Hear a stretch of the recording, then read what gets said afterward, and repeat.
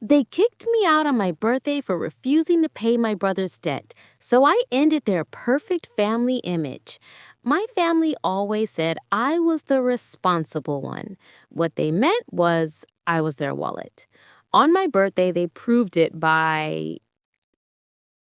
My name is Evan Carter, and my 31st birthday will forever be remembered as the day my family showed me what I really meant to them. Happy birthday, honey!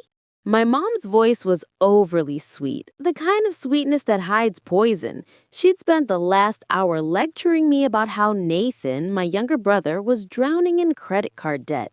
Again, and how I, the responsible one, could help the family by paying it off. The dining table looked like a half-hearted celebration, a store-bought chocolate cake with a single candle leaning to the side, paper plates from the dollar store, and my dad nursing a beer instead of smiling. Nathan sat at the end of the table, scrolling on his brand new phone, the one I'd helped him buy, without even looking up. "We need to talk about money," I said finally. Dad grunted, leaning back in his chair. "Then start with your brother's situation. He owes close to 100 grand, and the collectors are calling us now." I froze. That's not my responsibility. Mom's fake smile disappeared. "Evan, you know how bad his luck's been lately. You make good money. Why are you being so selfish?" I looked at Nathan, who just shrugged. "It's just money, bro."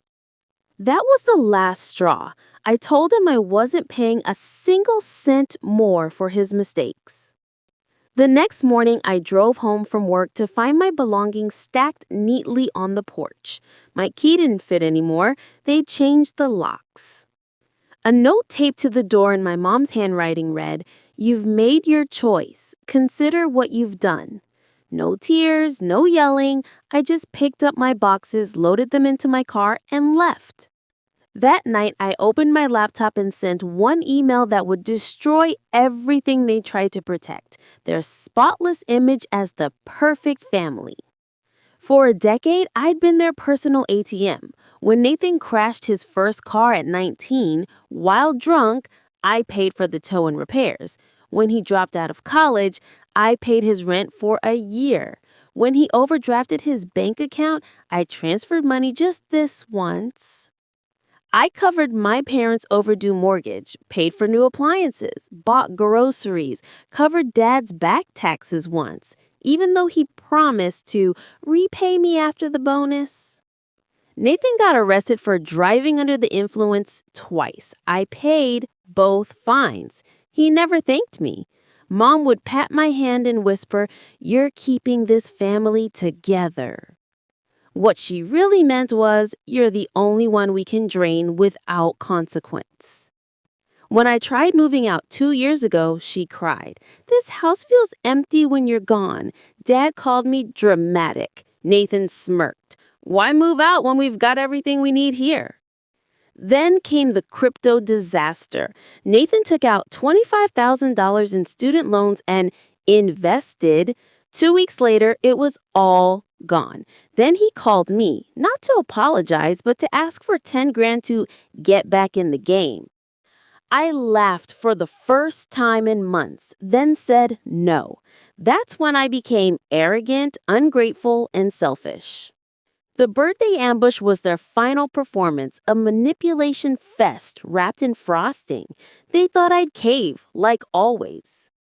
They didn't know I'd been saving everything. For 2 years, I documented every Venmo request labeled urgent, every late-night guilt trip text, every voicemail where Mom called me ungrateful for setting boundaries. Then I discovered the worst betrayal. Nathan had tried to steal my identity to take out a $20,000 personal loan. The application got denied, but the inquiry tanked my credit.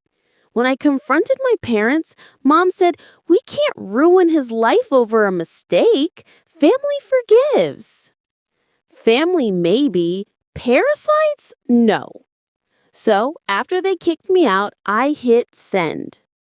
The email went to everyone: extended family, Dad's coworkers, their church group, the neighborhood mailing list, even Mom's charity board.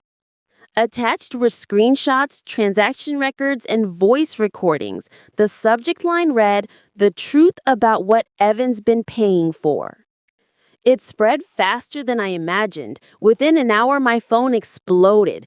32 missed calls, 15 messages, and one text from Nathan that simply said, "You didn't have to do that." Oh, but I did. Their pristine image shattered overnight.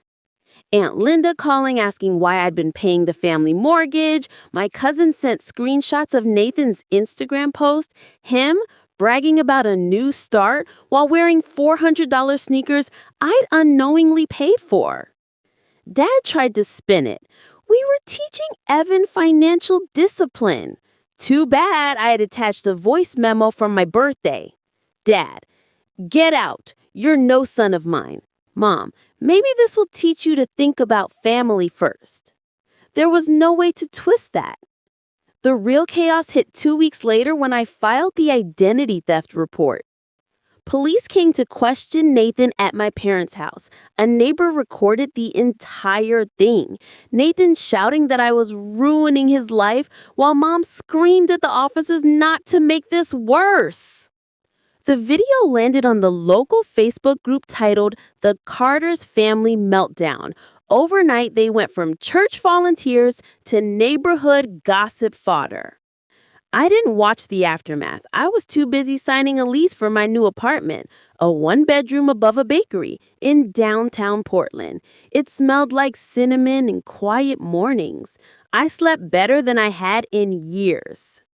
Mom showed up at my work 2 weeks later, holding a Tupperware container of my favorite casserole. Her eyes were red. "You've torn this family apart," she whispered. I smiled. "No, Mom, I just stopped holding it together." For the first time, I wasn't guilty. I wasn't scared.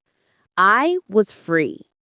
2 months later, I ran into Nathan at a gas station. He was behind the counter, pale, exhausted, and wearing a crooked name tag.